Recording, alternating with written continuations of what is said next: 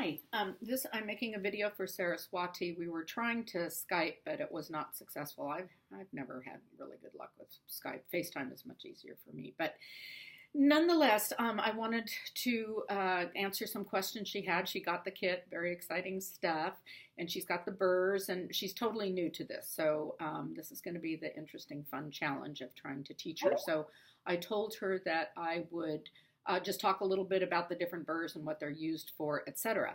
But I want to start, it's not just about learning the drill. I'm going to talk about what I call, for no other reason than I can't think of another name, the Roehrick method. It's the way that I've been doing foot care for years now. It took me years to figure it out, but it's the way that I do it. And it consists of using a headlamp. And this is that one I got off Amazon that is fabulous. And I'm not getting, there's no, commercial value for me. I'm not getting kickbacks. I wish I was. Maybe someday I will. But it's called the Innogear, Innogear. There's other ones like it, but the thing that is really cool about this is that you can plug it into the wall to charge it, and it's got a USB charger so you can put it in your computer. And in the past, I've had hundreds of headlamps, and some had really expensive batteries, and it was constantly an issue. So I have two of these, and I always have one charged, and they are awesome. So my method of doing proper, efficient, aseptic foot care is to, and painless, most importantly painless and bloodless, is to, use a headlamp. And then, of course, you want to use your N95 dust particular mask. And what I wished I had sent to you, I'm going to now talk as if I'm talking to Saraswati, is a pair of one of these. I think where you're at, if you go into the internet, you should be able to get some of this stuff maybe right there in Asia. They're probably made over there. But these are called Click glasses, C-L-I-C. I wear glasses, obviously, and mine are bifocal. And what I do is I put these over these, because they expand. They're just really cool. Okay, so then I've got 3.0 magnification on my bifocals. So between that and my headlamp, very attractive outfit, and then the mask. So honestly, half the skill of doing foot care is being able to use your equipment while you've got all the stuff on. So my first suggestion for anybody new to this or who hasn't tried it is to really get used to doing this, setting up and having all this gear on and getting used to where the lamp goes so you can see the feet and all that stuff, because there's nothing more awkward than trying this out for the first time in front of a paying client when you can look like a complete idiot. So try it out with your friends, do dress rehearsals, and act as if you know what you're doing, and that's half the game, is to look like you know how to use the equipment.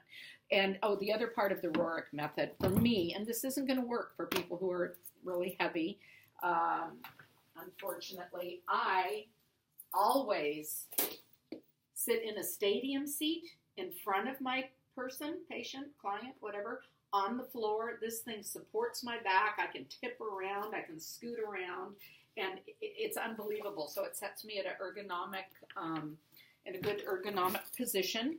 I've been doing this for, 14, 20 years. I've been using this method. So all these things help me be comfortable, to see better, and to do better work. So then the next part is obviously having the skill once you're all set up with your setup. And let me also qualify this is not rocket science. We're not making, a bomb here where you have to have all the exact ingredients. If you have found a way that works better for you, then do it. It really does. You don't have to do it my way. I'm just sharing my way because it has worked for me and it's worked for my students. And I had never really seen anybody do this before me. I've never walked into a foot care nurse's establishment and see her use a headlamp or magnifying glasses, and it just makes an unbelievable amount of difference. But whatever, if you can do good, fast, safe, painless foot care standing on your head, go ahead and do it. Be creative. Okay, so what I was going to show her is she got her drill.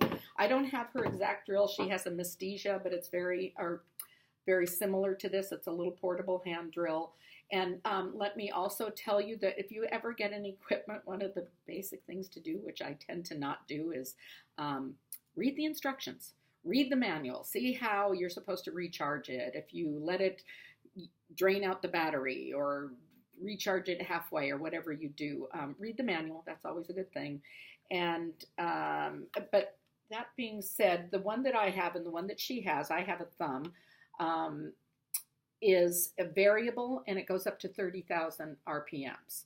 If you can get one that's 35,000, even better. The more speed, the better for me. They do have some ones that are 35,000. This is 30. I always just keep it on high because I just go for, whoops, I should put a burr in there. Don't ever turn your equipment on without a burr in there. So I'll put that in a minute. So this has variable, and like I said, I keep it cranked up. It has reverse forward. Reverse, if you're left-handed, you keep it in reverse. And forward, if you're right-handed. I do use the reverse a lot for certain techniques that I'm not going to go into now. I call it up the inside, and I've got some different things that I do in reverse.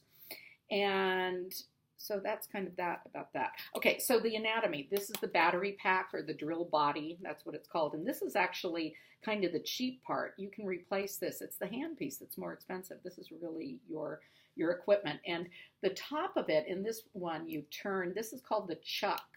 So this top part is the chuck. And I'm going to put the bit, and forgive me if I call them bit burrs. I use them interchangeably. Anyway, you want to open the chuck, insert the bit, close the chuck so it is tight. So open, insert, and this is another thing, like do it 10 times.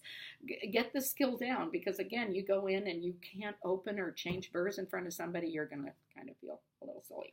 So that's that, and there it goes. And that is going to be, oh, okay, I'm going to talk a little bit about the different bit sets. That's what I promised. This is what it's all leading up to. So here are some of mine. I have a whole autoclave full of new ones. I have, I don't know, 100, 150 different burrs. I'm just kind of a burr addict, bit addict. But I will talk about a couple different kinds of materials that they're made out of here. So let's just take these three to start. This one is a diamond burr. And when I came into the scene in the early 2000s, all the nurses that I knew, which were primarily in Canada because that's where they have all the foot care nurses, were using diamond burrs. They had a pear shape. It was something similar to this, maybe more like that. Anyway, on a Dremel grinder, and that was the state of the art, and that's what everybody, or the majority of the people, were doing. But for now, we know better, and the diamond or ruby, and that one's a ruby. And the reason, you can tell they're almost exactly the same, but if you hold a ruby up, you can see some little red sparkles. You use it for the same stuff. Rubies are cheaper. So ruby bits, diamond bits. And again, I get these from different industries. I know in Canada, they have to say it's made for human beings, but the exact same burrs are sold in dental industry websites, woodworking, lapidary. So to me, here, I guess I can do that legal. It doesn't matter where you buy them. I sterilize them. They're, in many sense, the identical one, only at 1/3 the price. So because I lose, unfortunately, so many burrs bits, that's why I ended up looking for cheaper sources, because I was just going through them. Now, so those are diamond and ruby, which can be used interchangeably. Lots of different shapes. I love this shape. This is one of my favorites. Where is it? Okay, it's like a long cone with a straight tip across the edge. Does that make sense?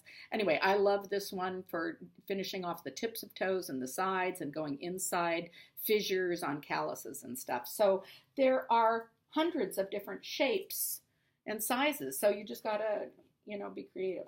The next material I'm going to talk about is the carbide. And this one is an incredibly wonderful burr. It's from Medicool. So in the United States, I'm not an employee of theirs. I do work with them, and they are working on a drill set with me, but I highly recommend using that company. They just have great customer resources or customer service. Steve Wallace is the name of my friend that works there. He gave me these burrs because he knew I wasn't going to pay $39 for a burr. I just wasn't going to. but it's fabulous. So it almost equals the ones that I get, and I do love it. But that's costly. But if you can do it, or if you're working for somebody and they've got money and you've got a budget, look at Medicool's website, their burs, and they have different styles. Here's another one. Yeah, these are the two that he gave me. Someday I'll get a film crew in here that knows how to film me. Okay, so the carbides I use to bring down the thickness and the bulk of nails and calluses. So you want to go with something that is aggressive to get down near skin, and when you're at skin, then you switch to the diamond or the ruby to finish it off in the various shapes and sizes. And then later, I'm just not ready to do all this stuff yet, though. I have my super carbides. I'm working on a drill set that I'm getting these drill sets together so I can send them to developing countries, because I can get them at a very low cost. They are very aggressive. I'm going to have to make sure that they go to the right people who are trained, and that's one of the reasons that I have sent it to Saraswati, because that is our goal, to get her trained in this. They are the most effective burs I've ever used in my life. They are, they don't fit into most drills, so I'm creating that system. We're just not ready to go public with it yet, but she's got that. And so that's about it. This is all I've got time for this morning. I'm on my way to my other job. So I'm going to sign off now. And in the future, we will have, probably more formal ones. I don't know. I'm just going to call these off the cuff foot care trainings. And I'll post this, or I'll get it uploaded to YouTube in a few minutes here, Saraswati. And I look forward to the day that we can actually Skype or FaceTime, or preferably see each other in person. Bye-bye.